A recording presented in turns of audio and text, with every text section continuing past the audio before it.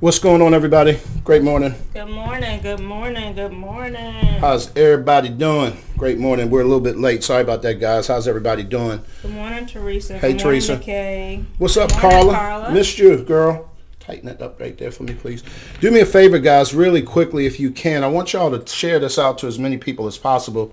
If you are or you know of anybody that is in business with their spouse or significant other or thinking about building a business, maybe you guys have been contemplating it, you definitely want to catch this show. Today is going to help you. And the reason why is because there's a whole bunch of pros and cons to being in business with your spouse and or your significant other. So I'm telling you, this is going to be a good one.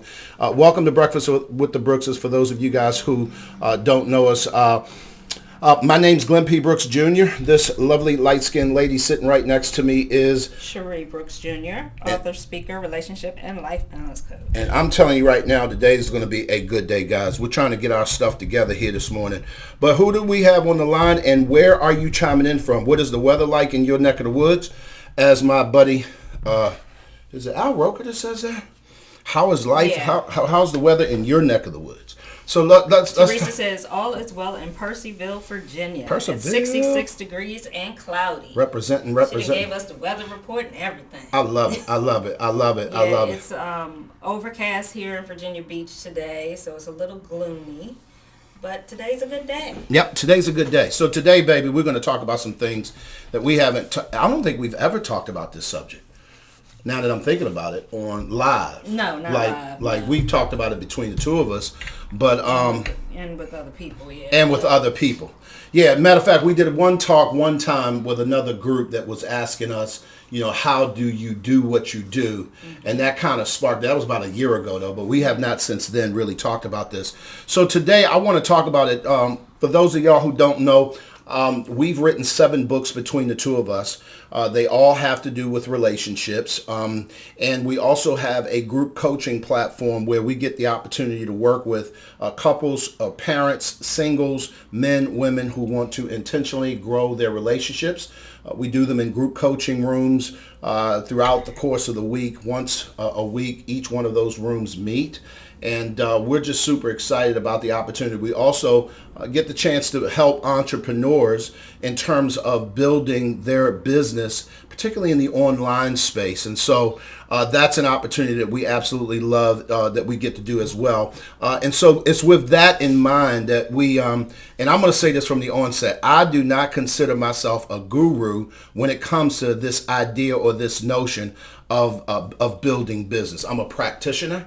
And we're 5 years in, and we have figured it out. And so today, we're going to talk about a few things that I'm hoping is going to help people. Right, and I think that one thing, I often get the question, how do you guys work together? How is it that you guys are able to do it? Or we want what you guys have. And it's not as easy as it looks.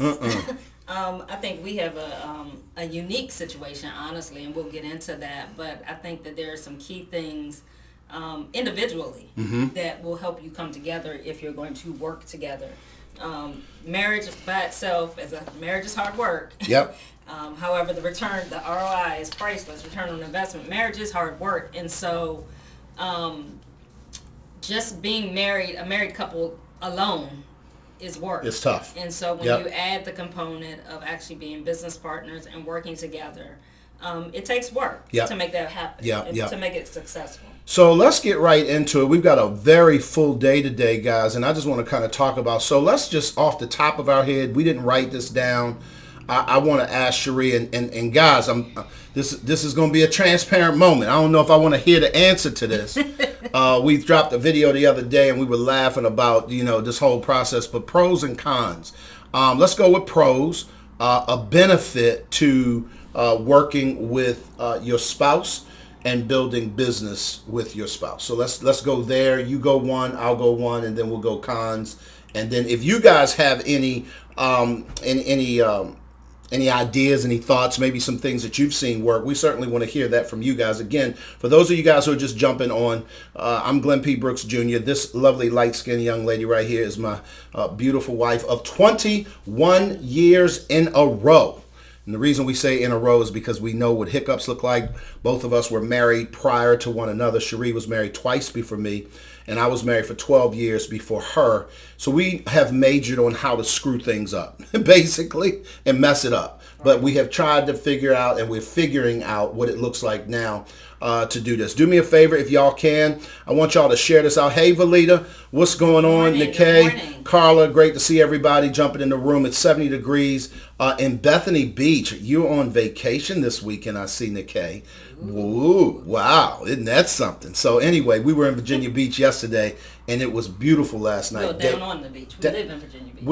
We live in Virginia Beach, but we actually went to the beach yesterday, where we actually live 20 minutes from the actual beach itself. And so we decided to do date night last night. It was really, really good. Mm-hmm. So let's talk about it, baby. I'm trying to set this up because I don't know if I want to hear this. Pros and cons of working with me, your spouse of 21 years in a row. How has it worked? And we're gonna get into it. Let's go. So you're asking me? I am asking you, babe. So a pro, I would say,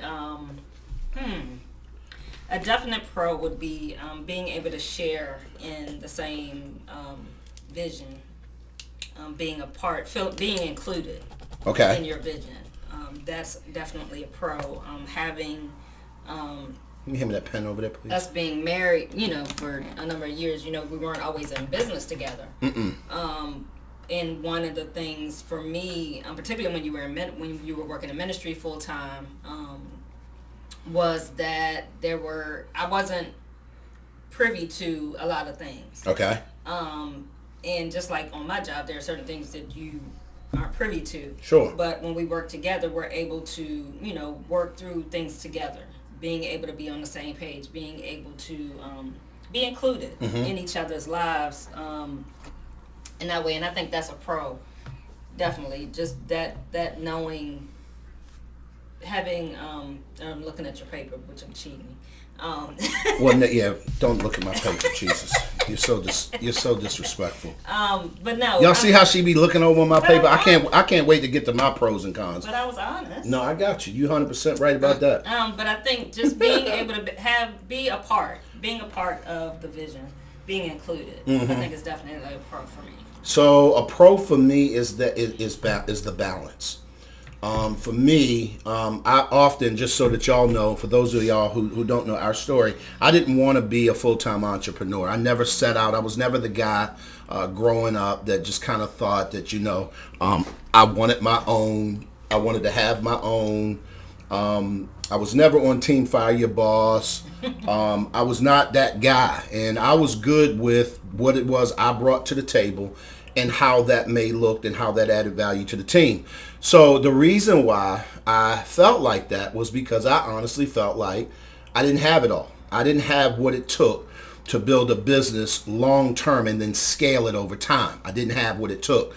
I had a few things, but I didn't have everything. And so a big pro working with you over the last, particularly the last 5 years now that I've been, we've been full time, is the balance you bring. The fact that you do what I don't do and you do it extremely well. That is absolutely a pro for me. Okay. So let's go to con. It's getting ready to get funny. Oh, I had another pro. Oh, you had another pro you want to share? Yeah, Come on. Another pro I wanted to share is that being able to reap the benefits of your wisdom. And what I mean by that, because there are areas that you have strengths in, like I've grown to be a speaker because of working with you. Being able to, like, I'll see you in your day-to-day, even a minute, you would pour into other people. Always. You're always, because you're a team builder, you would always be pouring into other people, and I wasn't always a recipient of that. But with us working together, I'm a recipient of that, so I get to benefit from that.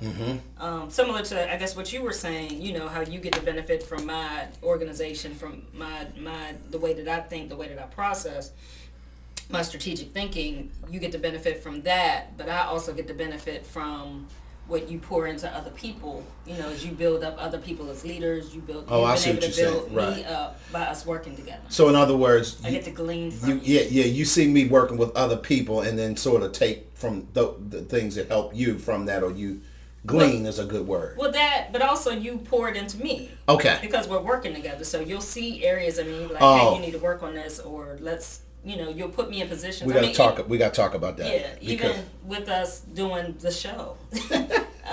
6 years ago, there was no way I was going to do this. Right. I wasn't talking to people. I wasn't, I was fine on one-on-one and small groups. But even now, we do workshops together and I actually present. Whereas, and we were laughing about this a little while ago, the first time we did a public speaking event together, I was horrible. It was like deer in the headlights. It was not good. It was horrible. But I had to go through. You kept, encouraging me to keep going through to get better and better. Yeah. So I'm not you. Yeah. But I have my own style of delivery, and I'm not fearful anymore. I've been able to get over my fear of public speaking. I love it. Because of you. I love it. So that's a pro. So yes. So you gave me 2, and I now have to give you 2. So one of the things that has been an incredible pro for me, as extroverted as I am, there are times where, particularly when I'm tired or I'm not clear on what direction I should move in terms of building our business, you has to be hands down the biggest cheerleader I have ever had. Like, I've got some people in my life who have absolutely cheered me on. My sister is one of them. My oldest sister is one of them. Just since day one, as kids growing up, she was always my biggest cheerleader. But outside of, family like that, Sheree, you probably, you were the person that when I was disillusioned and when I felt like quitting, when I felt like, what, I don't think I can make this happen. And I go back to, again, just knowing and the insecurity of, I can't do this by myself. I remember one time where I said that if you don't lean in and show up as your authentic self, I can't keep going. Because you were kind of vacillating on whether or not this was my idea or your idea. Should you be doing this? Not really wanting to and feeling like I was dragging you and the whole bit. We're going to talk about that. But the crazy thing is that I knew that if you didn't lean in, I couldn't do it. And it was in those moments where I found that you were absolutely, my biggest cheerleader. And so today we're talking about, for those of you guys who are just hopping in, we're talking about the pros and cons of being in business with your significant other or with your spouse. And we're going to begin a series, and we're going to continue to talk through this here and there. We're working actually on a book idea. It's just an idea on what it would look like for us to kind of put down in writing some of the things that we've done, specific things, strategy things that we've done in order to be able to get the best out of each other and be able to grow a really successful business over the years by doing those kinds of things. But today we're going to talk about that. So I'm going to switch to cons real quick, and then we're going to give people a couple of quick tips on how to do this, and then we're going to get out of here for today. But if you had to give me at least one con, so we did 2 pros each. Let's do a couple of cons. And let's talk about, the pros and cons, because, folks is on the edge of their seat. They talking about, okay, but get to the real stuff. All right, all that mushy stuff, yeah. But what about the real stuff? I think that one con, and it's not really a con for us anymore because we were able to figure this out pretty early.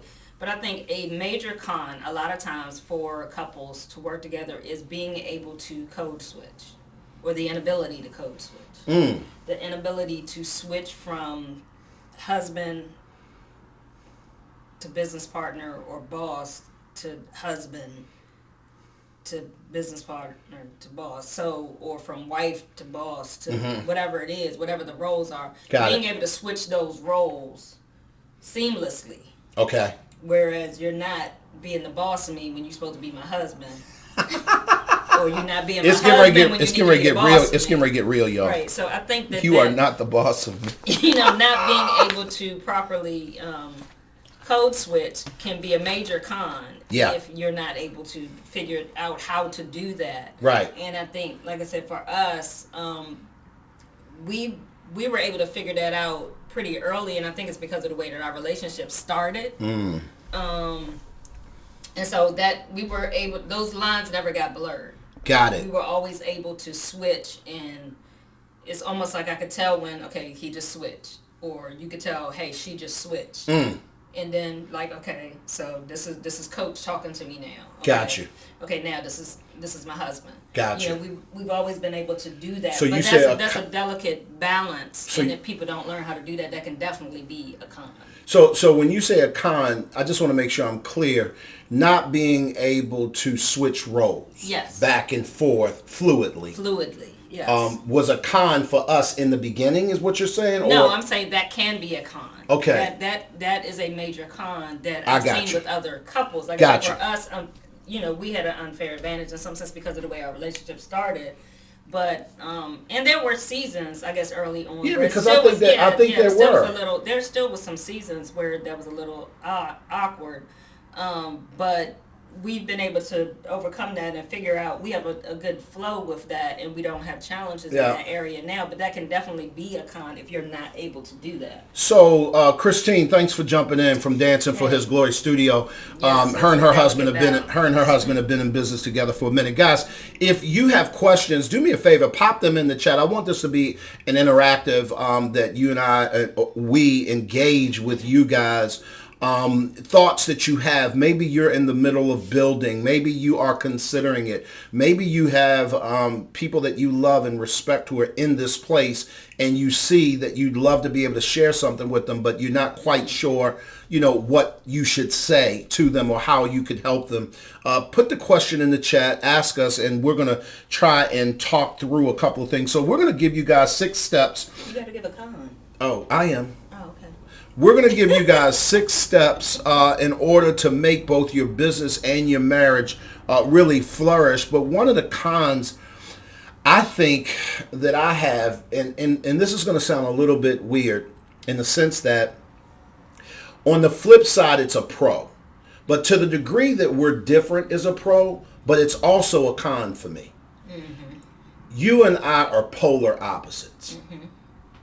I don't think people really understand that, Sheree. Right.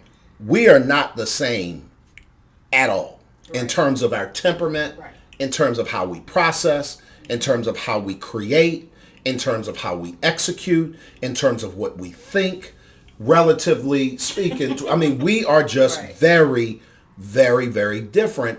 And I think that there are times where, for sure, in our journey, where that has been a rub. Right. That has been a real con. That has been something that, quite frankly, I remember a time where you decided you didn't want to work with me no more. Right. It's like I'm not messing with you. Right, and even just more recently, like with coronavirus and me coming home and working Claude, have out of mercy. the house, Lord Jesus. it became apparent that we have very different ways that we work, different styles, and even though we work together, we've never had to work in the same physical space all day together. And so we quickly discovered that our offices need to be separate. Very separate. As Because- far on. Right, because Glenn listens to music and he'll have a video on and have music on and doing something. He's got too much stuff going on, but that's because he's a flamingo, so he can do all that. Now, I can listen to music and work, but for the most part, I have it quiet. I'm just very focused. I'm going to get done what I got to get done. I don't have to have anything on. Every now and then I may have something on, but I can't do 3 and 4 different things Right. at once. That's distracting to Right. me. And so, in the beginning, it's like you kept coming. This is the other thing. You would come peeking into my office. She'd be like, boy, if you don't get out of my office. Right. And so just knowing, like you said, knowing your differences can be a pro, but they can also be a con if you aren't aware of them and if you don't compensate for them. Yep. If you don't make allowances for them. So we realized, yes, we can work together. We're a great team. We work together. But we need our separate space. Yeah. So no, we're talking about cons, and for those of you guys who are just hopping in, the truth of the matter is that if you're going to build a business and you are spouses or you are a significant other in terms of your personal relationship, that's going to be a job. in of itself. To build the business is the job, and then to build your marriage is a job.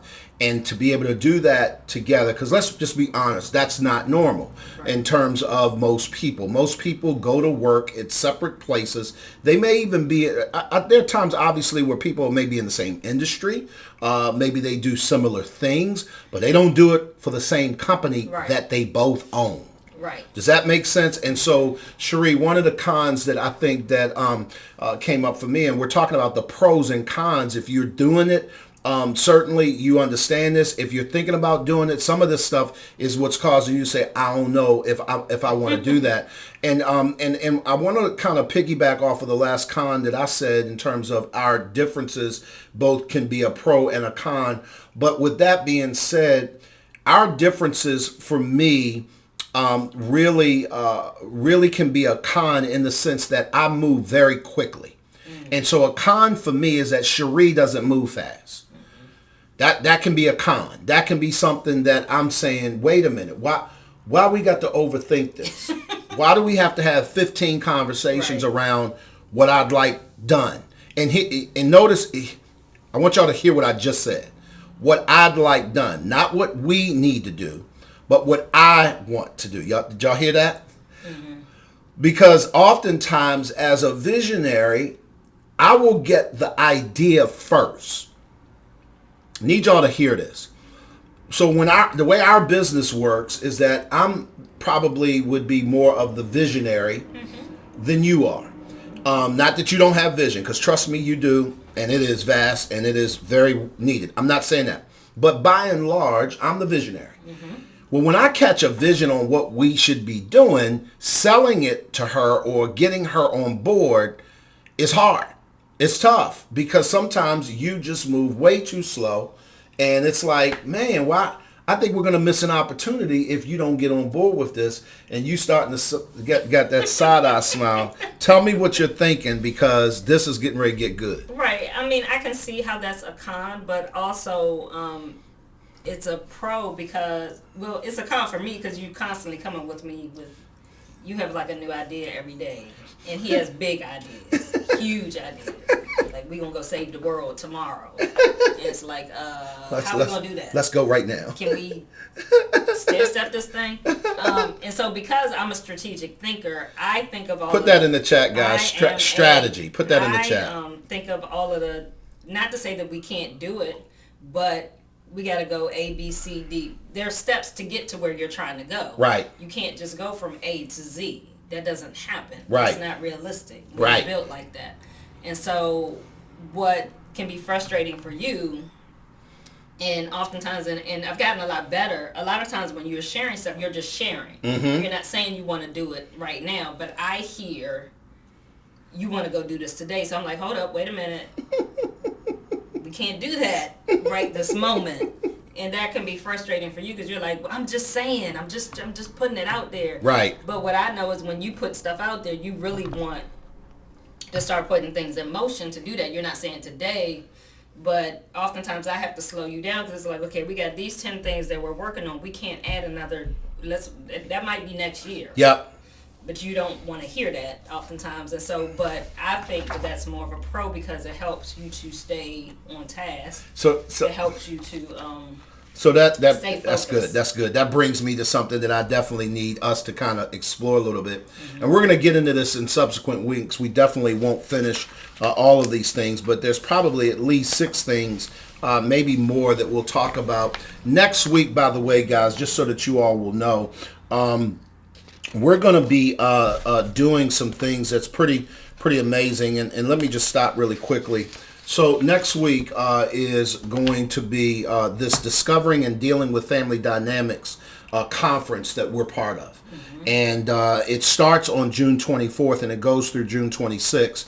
And so we're going to be giving you guys some information on how you can click the link and be a part of that. But my good friend Ray Johnson, who pastors a church in Newport News, Dominion Ministries, is doing a family conference that we were a part of 2 years ago. So next Breakfast with the Brookses is a part of that conference. We're going to be talking about blended families and some different things. And we want you guys to definitely chime in. But there are several opportunities that you guys are going to have to catch us during their conference. There is a registration fee for it. We'll drop the link and we'll let you guys know. But I want you guys to know that we're going to be speaking at a noon so basically a lunch and learn next Friday, June the 26th.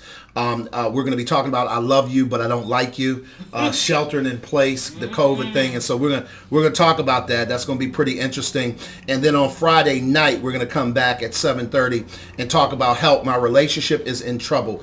Communication strategies, especially when you're recovering from the effects of this whole COVID-19 situation. And then again, on Saturday morning, again, Breakfast with the Brooks is going to be dedicated to blending families. And then on Saturday, during the day, we're going to be part of a panel discussion later Saturday morning from 12 to 1. So we're going to drop a link as to where you guys can get that information. As a matter of fact, I think I'm going to give it to you, Cherie, so that you can at least put it in the chat, and then we're going to work on that. But I want to go back to what we're talking about today. And Tiffany puts a question in before we go to these things. She says, "How do you maneuver through?" Let's bring that up out here. Tiffany's asking the question: how do you maneuver through when the other person listens, shots down, and gets defensive with your ideas, but will receive from others? I think I hear you saying, how do you shoots down? I think that's probably shoots down. There we go. Okay. I thought you were saying taking shots. So I was like, wait a minute. What? Shots fired. So okay. So Tiffany is saying, how do you maneuver through when the other person listens, but shoots down and gets defensive with your ideas, but receives from others? How do you maneuver through? That's the question. So let me take a stab at that.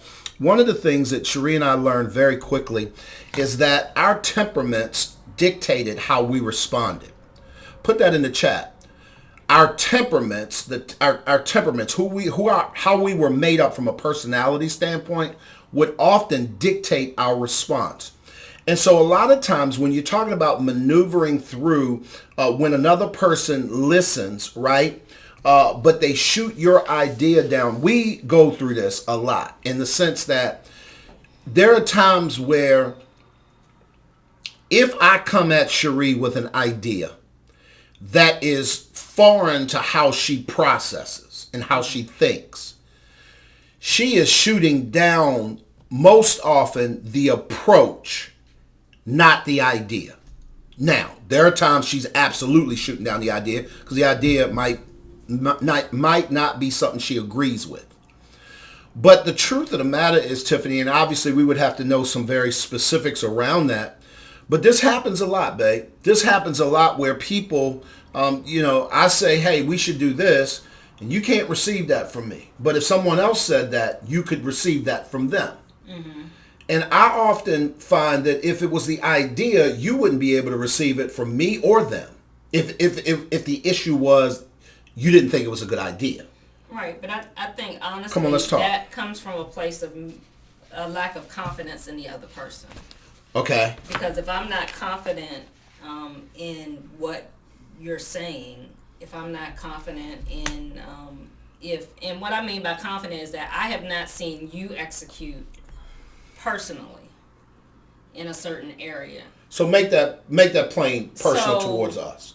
Now, again, I want to frame the question is, how do you maneuver through when the other person listens, shoots down it, but they get defensive. However, when somebody else say the exact same thing, they can receive that. So for us, this would be 4 years ago, me telling you, well, when you got a speaking engagement coming up, I was like, well, I think you should approach it this way, and I think you should do this. I'm not speaking at this point in time. I'm not a speaker. I have not done it before.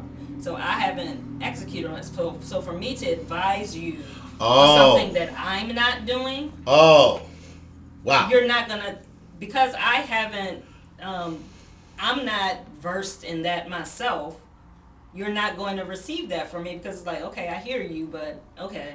So if I hear you, so if So it's I, like I can't. That's like me telling you, well, I think your arm is broken, but I'm not a doctor. right, But if you go talk to somebody who's a doctor and they tell you, well, yeah, I really think that's broken, you'd be like, oh, okay, well, I need to go to the emergency room. got it. But So I'm that's not my specialty. That's not what I do, and I haven't executed in that area. I get you. Or I'm not executing in my area that's relative to that. So when it comes to business, so if I have, so I'll make this personal. So my organizational, I'm an organization coach. But I really haven't been doing that, especially with COVID. It's just because usually I do hands-on organization. I come into somebody's house and do that. But because I haven't been executing on that, if you come to me with another idea for something that maybe you wanted to do, because I'm not executing on that, you could not take what I'm saying because I'm not executing. I understand. If that makes sense. No, let me take another stab at it, guys. And that's a very good question, Tiffany. Again, how do you maneuver through when the other person listens, but shoots down and gets defensive with your ideas, but will receive it from others? And I think what I hear you saying, Cherie, is that there is absolutely some significant weight that comes when a person is receiving information from another person that has a track record of Yes. doing the thing that they're giving wisdom on. Yes. Yes. So, for instance, if I am, according to your example, if you are saying to me, I don't think you should take that speaking engagement, or I think you should do this when you get there and say this, I may be a little leery of hearing that from you, but from another person who is a speaker, gets paid to do this is what they do every day, all day, I may tend to hear that from them. Now, Right. here's one of the things I want to say, and I don't want to get into the weeds on this because I don't know the very specifics, but I agree with you in part in terms of, hey, that is going to be received better from someone else who's doing it. I get it. Because there's this thing that says, okay, there's some kind of authority that you have in Right. in them because that's what they do. I get that on a lot of levels. But I think that where spouses are concerned, and I don't know if this is Tiffany's situation when she asked this question, but I know for us, oftentimes there is this feeling of not mattering that the spouse feels when their ideas are rejected from an idea standpoint. In other words, you can feel like, well, I am your spouse. I do care about you. I do have an opinion on things. I'm not dumb. I wouldn't be in business with you if you didn't think that I was smart enough to bring something to the table. Then why is it that you can't receive from me, and why is it that you're shooting down my ideas and you can accept it from others? And I'm going to take a stab at why I think that could be, and then we can move on. If you guys have any other questions, just certainly drop them in the chat. But one of the things is, and I want to go back to temperament, and I'm going to tell you right now, I found that with you specifically, I have two opportunities to present something to you. One is right and the other is absolutely wrong. I don't care what the situation is. I don't care what the idea is. I don't care what the thought. I always have two different ways I can approach it or I can go. And what I have found out is that when I go in my temperament, often, probably most often, and I would almost dare say 100% of the time, it's going to be met with resistance. And the reason why is because you are not a lion. Right. You are not a flamingo. Right. You're a high chameleon and a high turtle. And there is a certain way that you hear things and process things. And if I have a hope of you receiving from me, I must speak to you in your language. Right. Because if I don't, what will happen invariably is somehow you just dismiss what it is I'm really saying, or the point, if you will. And you hear the tone, you hear the positioning, you hear how that goes. Now, that's not an excuse for you not accepting from me, but I promise you it's a legitimate hurdle.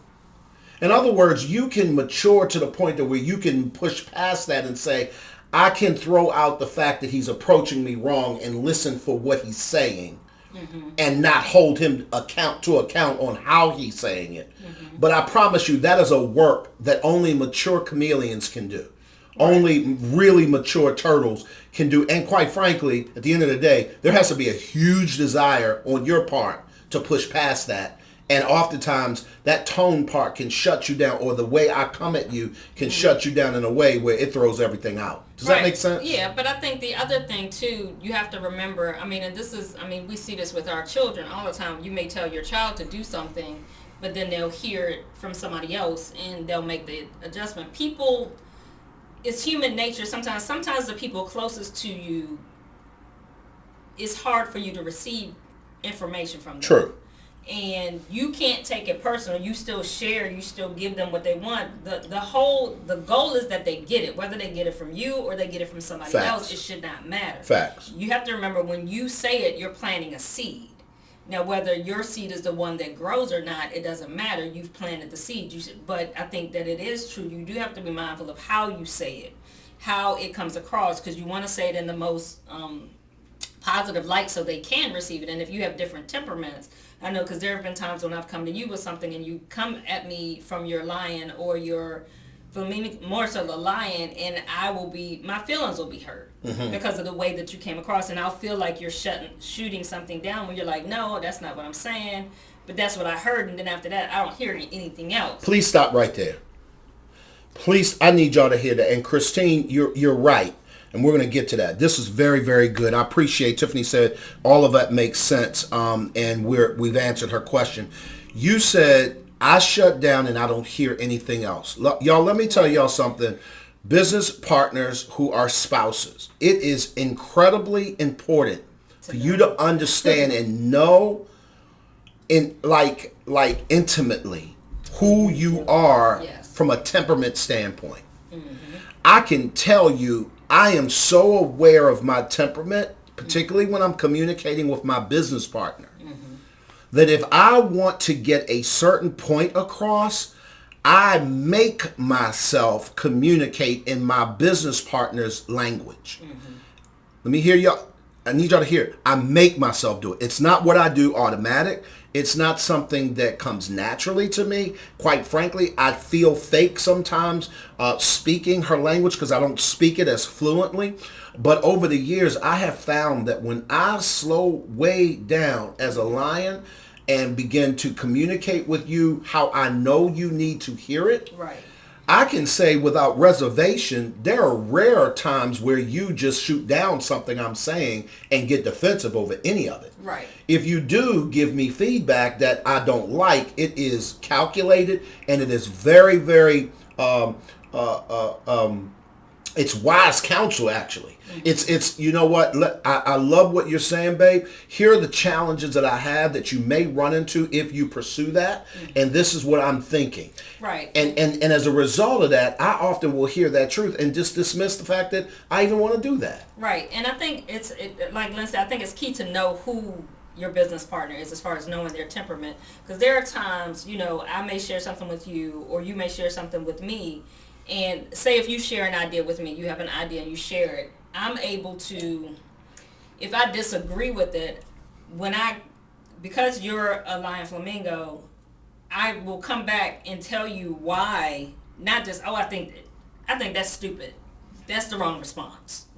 Number one, you have to remember. Especially to a lion. Right. And the thing is, if you're talking about business, even if you're not your spouse's, those are fighting words. Right. Even if you're not your spouse's business partner, if they're coming and sharing something with you about their business, you need to deal with them just like you would on your job if your boss or somebody came to you with an idea. This is where that code switching comes in.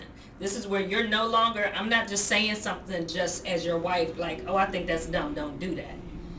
That's never the right response. You need to say, well, so explain that to me a little more. What did you think about, You mind if I give you some input? I Ooh, think that's good key right there. Right there, number one. When somebody shares something, don't voluntarily give them anything unless they specifically ask. And you want to ask them, is that what they're asking for? Because a lot of times, especially as visionaries,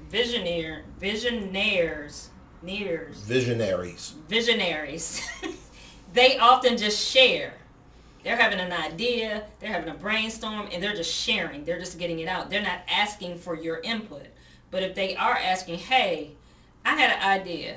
I'm thinking about doing this, this, and this, and this. What do you think? That sounds interesting. Do you mind if I delve into that a little more? Somehow make sure that they're really asking for your input versus them just saying, they're asking, you think that sounds like a good idea or a bad idea? Mm-hmm. If they want more than that, you need to make sure they want more than that. And you may say, oh, well, that sounds interesting. Yep. If you don't want to say anything, if you don't really have an opinion about it, oh, that sounds interesting. Or you can ask them, do they want more information? Go ahead. And go into that and ask them, so can I give you a little more feedback? Right. I hear, so how would you execute that? What does that really look like? How, do you have a time frame? When do you think you want to do that? Yep. And start delving into it that way to give them more feedback. But then I think the biggest thing with couples that happens in cases like this, and I hear this often, is that we take it personal whether or not they take our advice or not. And I think that even in a business setting, we're business partners. True. There are times we will have a difference of opinion on something. We will have to agree to disagree, or he'll just make the call because he is the CEO of the company. I'm the COO. He may just override me. It's no different than on my job. If my boss overrides me, I can't walk around with my feelings hurt now because he overrid me. Overrode me. It's okay. Overrode. You just made it. I just made up a new word. You just made up a new word. It's good. And so you have to, and this is why it is key, you have to learn how to know your roles, switch roles, and be able to switch. You can't, if you're talking about something about the business, you're no longer the wife or you're no longer the husband when they come to you with that, and you can't take that personal. So guys, I'm gonna get and I'm not gonna be able to unpack all of these things, but I do want to deal with a couple of steps that you need to take if you really want your business and your marriage. Oftentimes what happens is it's and or. Most people who are in business together, one or the other is flourishing, not both. Mm-hmm. Quiet as it's kept. Right. What they won't tell you is that they may be running a successful business, but their marriage sucks. Yeah. It's shot. Yeah. It really is. Or they may have a really successful marriage, but their business is not nearly where it needs to be, and it's not performing up to its full capability. And with that, I want to say something. I think one thing, we made a decision, a conscious decision, that our marriage is always priority. Okay. Our relationship is priority. 1,000%. Even raising our kids, it was like, at the end of the day, they're going to leave, they're going to go off and do their own lives. But we have to make sure that we got to be solid. good. Yep. And so even in our business, if things start getting overwhelming, we be like, okay, we're going to pull back from the business because we need to reconnect. We didn't need to make sure that we're good. Yeah. And that's always been something that we've practiced. And so we will, if things got crazy, Glenn P.Brooks Jr. will go away. Yeah. Before we will let it affect our marriage. Because our marriage is our I need you to say that again for the people in the back. And so, our business will go away before we allow that to damage our relationship. And so we constantly check in, make sure that we're good. That's why we practice, having date nights, make sure we have our time that we spend together, that we're investing in our relationship. Yes. Constantly, because we have seen far too many individuals go into business and they are so driven by the business that they lose sight of their relationship, and then they look up years later and they're winding up getting divorced, or they're in horrible relationships. So true. They're wealthy. Yeah. Yeah, no doubt. But they've lost their relationship. And so for us, because we made that commitment very early on in our relationship, it's like nothing, we protect our relationship at all costs. Yeah. And I'm going to just say this. Somebody do me a favor, type in the chat, put this in the chat, how to make your business and marriage flourish. How to make your business and marriage flourish. Put that in the chat. How to make your business and marriage flourish. flourish. While they're typing that in, guys, I want you to understand, Cherie, that when you say that, that is huge for me because that was the cost of my first marriage. Mm-hmm. My drivenness cost me my first marriage. Right. It wasn't the adultery. Right. It wasn't all of the things that came. Those were the things that people saw. Right. That came driven. out of. I'm not committing adultery if I'm not so focused on everything else but the marriage. Yes. If that makes any sense. And so I am very clear that if we don't have a marriage, Cherie and I, we don't have a business. Right. And when I say a marriage, I'm not talking about in name or Right. in deed. If she and I are not really legit connected for real, like on the personal side, then what is public is fake. It's not real. Right. And then in particular for us, our business is relationships. Right. So here's what's even doubly important for us. We can't be out here talking about how to successfully grow relationships and charging people for speaking engagements, books, coaching, and we jacked up. Well, people do it. Of course they do it, but we don't. No. Of course they do it, but we don't. And the reason why is because there is this level of authenticity I like that. that if we don't have, I feel like a shell of a person. I can't do Right. that. Right. I just can't because I know that quite frankly, I'm responsible for the information that I share and I give you and all that kind of stuff. So Right. so that makes sense. What you laughing Rick at? said business prenuptial agreement. Right. I need you to sign a business prenup or in some cases a postnup. Right. So at any rate, I'm gonna give you guys a couple of quick tips on how to make your business. And again, that operative word is make. Right. I need y'all to hear that. That's why I wanted you to put it in the chat. How to work. make It your takes business work. It's not gonna happen flourish, automatically. right? Linda Lee said that is serious. Linda Lee, And you know, you already know what time it is. You understand what I'm saying? So very quickly, this is very important, often missed. Most people won't do this or can't because they don't have the tools to necessarily do this. And that is full disclosure of true aspirations. Put that in the chat. Yes. Number one, if you want to make your business and your marriage flourish, you are going to have to give full disclosure of your true aspirations. Mm-hmm. Right. One of you can't have the aspiration that you want to make $1 million in a year and you willing to just grind and do everything, and the other one's like, well, I thought we was just doing this on the side. I just, that you got both are not bought in, that you don't have buy-in from your spouse. And I think that that's one thing that we, annually we take time off and we sit down and we sit down and be like, okay, so where are we going with this? What is our plan for next year? What is it that what Yep. is our our goals together? And that's for business, family, our relationship, everything. We do that, at least once a year where we sit down and map out where we're going to make sure we're on the same page, and then we check in throughout the year to make sure we're going in the same direction. And that's the part I want people to hear. Cherie and I will sit down annually and we'll map out the year. Mm-hmm. And what we do when we sit down annually, guys, and we map out that year, we are being very, very transparent in that moment of what we really want. When you start talking about the idea, if I have the aspiration of building an empire that is going to generate X amount of dollars in X amount of time, there is a work attached to that. Mm-hmm. I need y'all to hear this. There is a sacrifice attached to that. Right. I need y'all to hear this. And so when I say a work, meaning a physical grind, and then when I say a sacrifice, you're going to give up something. Now, if I am not true and I am not really, really transparent about what I want, I will imply that.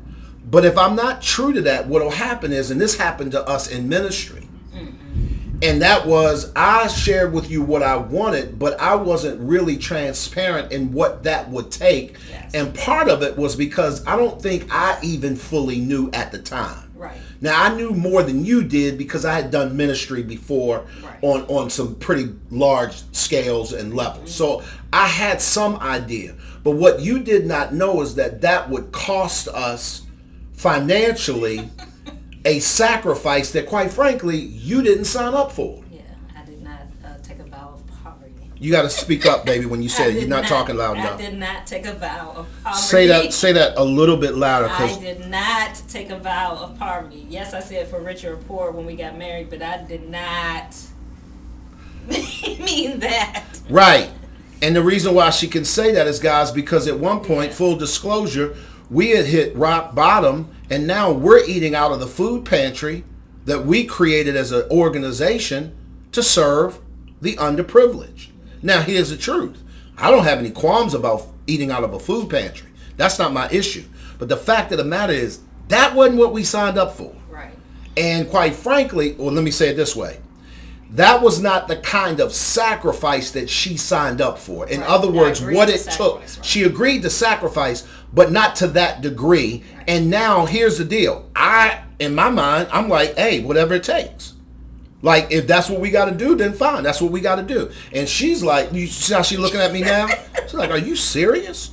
Really? And it wasn't the food pantry was the issue. It was the fact that I was not being highly communicative of where I really was financially with my teammates, because I could not be transparent, because I had issues with the fact that I'm feeling some type, like I was not being open and honest. And again, this is the part we're talking about. So we're saying full disclosure. Right. You have to lay it out on the line, because you give the other person the opportunity to say, I don't want to do this. Right. I would like not to be a part of that. Right. And that's where having those conversations, you can have it annually, but you have to check in regularly. And that's what happened with us, is that when he went into ministry, we made an agreement. We said, okay, this is what I'm willing to do. This is fine. This is my understanding. But as things changed, there was no full disclosure. And so there were changes that happened. His direction changed, and he was willing to sacrifice at a level that we had not discussed, and he did not bring that to me. Yep. And as a result, it caused some strain in our relationship, because there was no full disclosure at that time. No, when you say some strain, she's putting it mildly, y'all. I remember at the 10-year mark, right around 9, 10, 11 year mark, you and I about throwing the towel. You were done. You were frustrated. You was pissed off. You felt betrayed on some levels. You felt lied to. You literally was like, I just did not sign up for this. Right. I felt misunderstood, because I thought this is what we said. Right. Because we had the initial conversations, but we never had the maintenance conversations as it went. Right. What are you thinking? Right. No, I was just thinking, I mean, we jokingly I said, see your wheels turning. No, we jokingly, and I don't know how we got on the subject, but that's fine. We jokingly had said, I had said, I'd be willing to eat hot dogs and beans. But it was oodles and noodles is what you actually said. I will never forget that. Okay, oodles and noodles. But oodles and noodles meant I could go to the grocery store and go buy oodles and noodles. That didn't mean you was getting going to the food pantry to get the oodles and noodles. To get the oodles and noodles. There's a whole different thing. There's a whole different, at least I can provide something for my family. And I want to be versus not being able to provide. And I want to be really careful here to not make it sound like you had a problem with doing what you had to do. Guys, I think that unfortunately a lot of people characterize or mischaracterize. No, it was the lack of disclosure. It was clearly the lack of disclosure. That was like when I quit my job, and let's go that route. I told you, hey, I quit my job today. Listen, guys. This is on the heels of we had not hit those. We weren't. We were still in Maryland. We were still in Maryland. We had not hit those financial lows that we were in. But I had come off my full-time job into full-time ministry. I had taken a 70% pay cut to do this. You agreed to all of that. And then on top of that, because you were feeling unfulfilled in what we were doing, you said, I'm going to quit my job because I want to go do real estate full-time. You said what? I'm going to quit my job. Well, I got my real estate license. I was doing it part-time. And I realized, I was like, I don't like my job, my full-time job anymore, and I want to do this full-time. And she got to understand, she never had a word with me. We never. I was like, I quit my job today. You did what? I quit my job. No, you didn't quit your job. Yes, I quit my job. I'm going to do real estate full-time now. Because this is what I want to do. Y'all. It's my time. Y'all hear the silence in the room? That's the kind of There stuff. was no full disclosure. Bruh, that's the kind of stuff that costs people their marriage, their lives, their kids, their like everything. So I know that we didn't get into all of the things that we highly communicative. Right. Teresa got a string of side eyes. No, I get it. Because at the end of the day, guys, that is what will sabotage your situation and your relationship. Today, we just wanted to kind of pull apart and begin this discussion. We're going to skip it next week to talk about blended families because we're a part of a larger family conference that's an online Zoom conference that's going to take place, discovering and dealing with family dynamics. And for more information, because I realize that the links that they gave us are just straight for registration, I will post some information on our website later today. So if you go to www.glennpbrooksjr.com, I'll have more information about the conference for next weekend. I'll have the flyer posted on our website so that you can get more information as far as cost and everything, because the link that I posted is just to pay.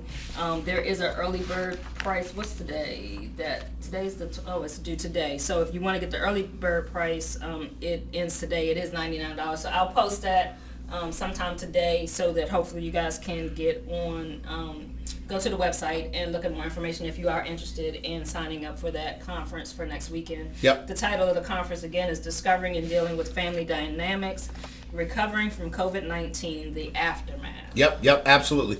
Yeah, Rick said crickets. No, I get it. Guys, listen, I hope this has helped you. If it's helped you, put yes in the chat. If this has helped you, put yes in the chat. We're going to be back next week. I trust that you guys will come rock with us. I can't wait to continue to tease this out and build this out, just because there's so many businesses that are failing because the marriage sucks, and then there's so many marriages that are failing because the business is not healthy. And I think that unfortunately those toes can't live in the same room, and something's going to have to give. And so we're going to hope to help some people, particularly my entrepreneurs, ministry-minded people, anybody who is in that space of serving others, who you feel like you and your wife or you and your spouse or your significant other should be on board together in order to make the biggest impact. And oftentimes, guys, that's a top-down issue. There has not been clarity from a vision standpoint, and then therefore the steps to execute that vision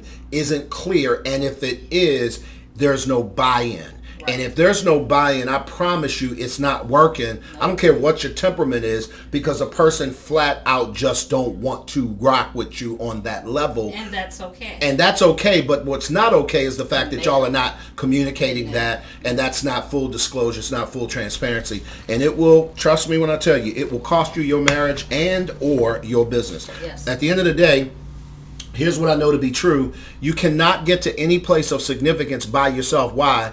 Because we all need some help. Y'all be good, and we'll talk soon. Bye, guys.